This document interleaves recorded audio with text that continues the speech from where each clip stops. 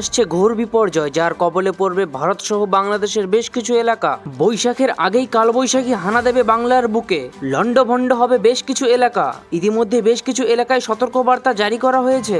এ বিষয়ে কি বলছে আবহাওয়া দপ্তর বিস্তারিতভাবে আজকের এই ভিডিওটির মধ্যে জানানো থাকবে, তো ভিডিওটিকে অবশ্যই না টেনে সম্পূর্ণ দেখবেন। আর আপনার এলাকার আবহাওয়ার লেটেস্ট খবর পেতে এক্ষুনি আমাদের চ্যানেলটিকে সাবস্ক্রাইব করুন, সাথে থাকা বেল আইকনটিকে ক্লিক করে দিন, তাহলে প্রত্যেকটি ভিডিও নোটিফিকেশন আপনি সবার আগে পাবেন। তাহলে চলুন এক নজরে দেখে নিই আজকের আবহাওয়া দপ্তরের তরফ থেকে কি জানা যাচ্ছে। বিগত দিনের মতোই সকাল থেকে খুবই রৌদ্রোজ্জ্বল আকাশ থাকবে। সকাল থেকেই তাপমাত্রা প্রচন্ড হারে বাড়তে থাকবে। দুপুর গড়াতে না গড়াতেই তাপমাত্রা 36 থেকে 39 ডিগ্রি পর্যন্ত পৌঁছবে। রোদ্রে ঝলসে যাওয়ার মতো পরিস্থিতি তৈরি হবে। তবে এখানেই শেষ নয়, দিন যতই গড়াবে প্রকৃতি তার আসল রূপ ধারণ করবে। এবছর বৈশাখের আগেই কালবৈশাখী হানা দেবে পশ্চিমবঙ্গের বিভিন্ন এলাকায়। ক্ষতিগ্রস্ত হবে কলকাতা সহ আরো বেশ কিছু সংলগ্ন এলাকা।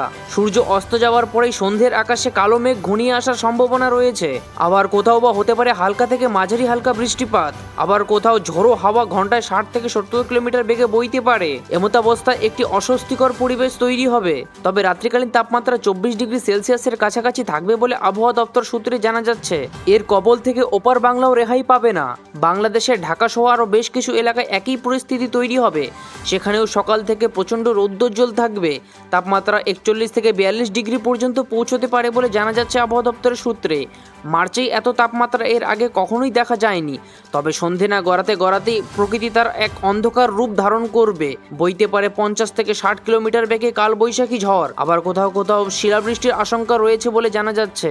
যশোর, রাজশাহী, খুলনা এইসব এলাকায় ঘূর্ণিঝড় এবং ধুলোঝড়ের একটি আশঙ্কা রয়েছে। এমতাবস্থায় বাড়ি থেকে বেরোলে অবশ্যই নিরাপদভাবে বেরোবেন।